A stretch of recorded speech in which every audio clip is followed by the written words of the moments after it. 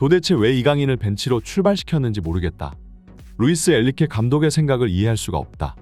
최근 파리의 경기력을 지켜보았다면 이강인이 중앙에서 엄청난 영향력을 행사하고 있었다는 것을 알 수 있다. 그러나 오늘 챔스 16강 진출에 있어 운명이 걸린 이 경기에서 엔리케 감독은 이강인 대신 비티냐를 선택했다. 그리고 이 선택은 최악의 결과를 초래했다. 11월 8일 한국 시간으로 새벽 4시에 희대의 빅매치가 열렸습니다.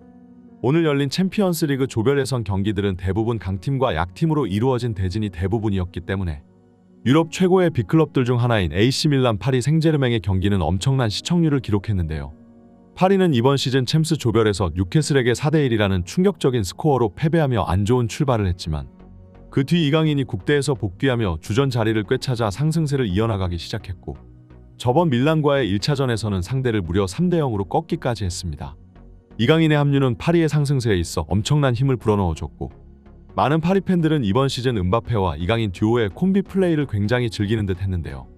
팬들은 이미 이강인이 파리의 핵심 주전 미드필더로 올라섰다고 확신하고 있었고 이는 프랑스 현지 매체 전문가들의 생각과도 일치했습니다. 한 프랑스 언론 매체는 이강인을 향해 현재 유럽에서 가장 뛰어난 재능을 가지고 있는 미드필더라고 칭했으며 이번 시즌 이강인과 음바페의 콤비는 앞으로 더욱 많은 골을 창출해낼 것이라고 예견했는데요. 그 예상대로 이강인은 저번 몽펠리에전에서 리그 데뷔골을 기록했고 이 골은 음바페의 센스 있는 플레이로 인해 만들어진 것이었기 때문에 더 의미가 컸습니다. 몽펠리에전을 완승으로 끝마친 파리는 이제 다가오는 중요 경기인 밀란과의 일전에서 전력을 쏟아 부을 준비를 하고 있었는데요. 파리가 속한 챔피언스 리그 조별 그룹 F조는 챔스 역사상 가장 어려운 죽음의 조라는 평가를 듣는 중이며 분데스리가의 도르트문트, 세리에의 AC 밀란, 프리미어 리그의 뉴캐슬, 그리고 리그앙의 파리 생제르맹까지 하나같이 쟁쟁한 후보들이 4자리를 모두 차지하고 있었기 때문에 그 어떤 전문가들도 이 치열한 경쟁 속에서 누가 16강으로 올라갈지 제대로 확신을 가지지 못했습니다. 파리는 뉴캐슬전을 패배하며 챔스 조별 탈락의 위기에 처해 있으나 그 다음 이어지는 밀란전에서 만회에 성공하였고 이제 다시 다가온 두 번째 밀란과의 2차전까지 잡아낸다면 16강 진출에 있어 엄청난 우위를 선점하게 되는 건데요. 하지만 오늘 선발 라인업을 본 파리 팬들을 자신들의 눈을 의심했습니다. 최근 파리 대부분의 경기력을 책임지던 이강인이 선발 명단에서 빠져버리고 그동안 형편없는 경기력만 보여주던 비티냐를 대신 출전시킨 것인데요. 사실 경기 시작 전부터 이강인이 약간의 부상을 입고 있었다는 소식이 전해져 왔고 부상 예방 차원에서 밀라노를 향한 원정길에 동행하지 못할지도 모른다는 불길한 루머가 전해져 왔습니다. 하지만 이강인은 멀쩡한 상태로 이번 원정 명단에 포함되었고 결국 벤치에까지 앉았는데요. 후보 명단에 들었다는 것은 그래도 경기에 뛸 수 있는 핏이 완성되었다는 의미지만 엔리케 감독은 무슨 이유에서인지 이강인을 선발 라인업에서 제외시켰고 이 명단을 본 파리 팬들은 경기 시작도 전부터 불길한 기운에 휩싸였습니다. 하지만 그래도 파리의 시작은 나쁘지가 않았는데요. 전반 시작 8분 만에 코너킥 상황에서 슈크리니아르가 헤딩으로 선제골을 터뜨렸고 상대의 홈경기장에서 파리는 먼저 흐름을 가져올 수 있는 기회를 얻었습니다. 이런 치열한 경기에서 선제골의 의미는 엄청나게 큰 것이고 사실상 한골 싸움으로 흘러가는 양상이 펼쳐질 수도 있었기 때문에 순식간에 선제골을 얻어맞은 밀란은 망연자실한 표정을 지었는데요. 하지만 이 골로 인해 오히려 경기를 지배해야 하는 파리가 역으로 공소유권을 내주기 시작했습니다. 뒤에서 빌드업을 통해 볼터치 횟수는 꽤나 많이 가져갔던 파리지만 정작 위협적인 찬스들을 제대로 살리지 못하며 오히려 역으로 밀란에게 역습을 허용했는데요. 결국 전반 11분 페널티 박스 안에서 밀란의 공격수 레앙은 오버헤드킥으로 원더골을 꽂아 넣었고 어렵게 선제골을 넣자마자 손쉽게 동고를 내주고야 말았습니다. 동점골이 터지자 이제 분위기는 다시 밀란 쪽으로 넘어가기 시작했는데요. 밀란의 홈팬들은 격렬한 응원으로 경기장을 달아오르게 만들었고 파리 선수들이 공을 잡게 되면 엄청난 야유를 퍼부었습니다. 파리는 지금까지 챔피언스 리그에서 항상 이런 분위기에 휩쓸리며 멘탈이 터져버리는 장면들을 자주 연출했었고 이번 경기도 그때와 같은 역사가 반복되고 있었는데요.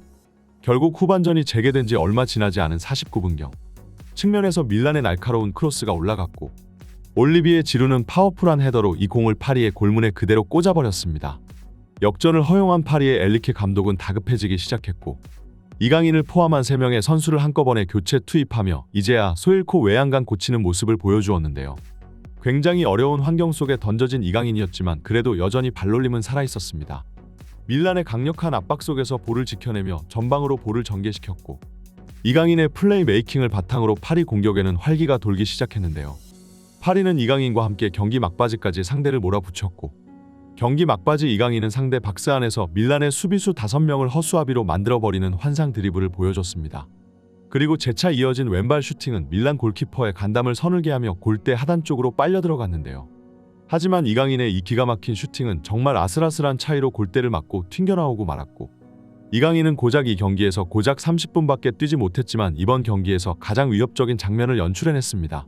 하지만 결국 이강인이 투입된 시기는 늦어도 너무나 늦었고, 결국 파리는 마지막까지 한 골을 만회하지 못하며 결국 패배하고 말았는데요. 이 경기 결과로 인해 현재 조별리그 F그룹은 그야말로 혼돈의 상황이며, 다음 한 경기 결과로 인해 1등이 4위로 내려앉을 수도 있고 4위가 1위로 올라설 수도 있는 치열한 구도가 만들어졌습니다. 프랑스의 축구 언론 매체는 이번 경기에 페이는 엘리케의 선발 기용에 있었고, 진작 이강인을 출전시켰다면 오히려 대승을 거두는 건 파리 쪽이라는 반응을 보였는데요. 선수 한 명의 영향력이 이렇게 커다랄 줄은 몰랐다. 심지어 그게 파리에 입단한 지 얼마 안 된 신입생임에도 불구하고 말이다. 이강인은 고작 30분만 출전하고도 필드 위에 있는 파리 선수들 중 가장 뛰어난 경기력을 선보였으며, 전반전 내내 심각한 표정으로 서 있던 음바페마저 이강인이 들어오니 필사적으로 뛰기 시작했다. 특히 이강인은 개인기와 드리블을 통해 밀란의 전방 압박을 가지고 놀았으며, 이런 능력이야 말로 현 파리의 중원에 가장 필요한 것이었다. 엘리케 감독은 계속해서 용병술에 있어 실패하는 모습을 보여준다. 도대체 왜 이런 경기에서 비티냐를 선발로 기용하는 것인가? 그는 지금까지 중요한 경기에서 아무런 활약상도 보여주지 못한 새가슴 미드필더다.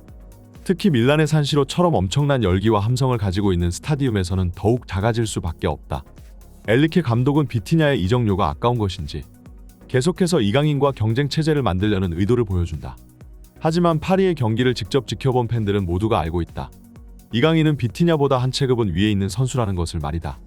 이처럼 파리의 팬들과 프랑스의 축구 전문가들은 엘리케의 용병술을 대차게 비판하는 중이고, 엘리케는 이번 경기에서 이강인 대신 비티냐를 선택하는 실수를 저질러 이제는 16강 진출조차 장담할 수 없는 처지에 놓였는데요.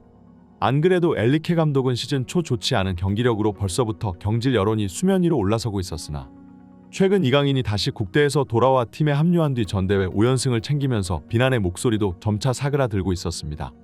하지만 이번 경기 결과는 파리 팬들 입장에서 절대로 납득할 수 없는 법이었고, 심지어 패배의 원인에는 선수들의 탓보다 감독의 탓이 더 컸기 때문에 이해할 수 없는 선발 라인업으로 경기를 망쳐버린 엘리케는 다시 한번 비난의 여론에 직면하게 될 텐데요. 이강인은 지금까지 파리의 선수들 중 음바페와 함께 가장 좋은 퍼포먼스를 보여주고 있는 선수였습니다. 이번 경기 엘리케의 감독의 선택은 도무지 이해가 가지 않네요. 다음 경기부터는 엘리케가 다시는 이러한 실수를 반복하지 말기를 바랍니다. 오늘의 영상은 여기까지입니다. 지금까지 풋볼랭킹이었습니다. 좋아요와 구독은 영상 제작에 큰 힘이 됩니다. 감사합니다.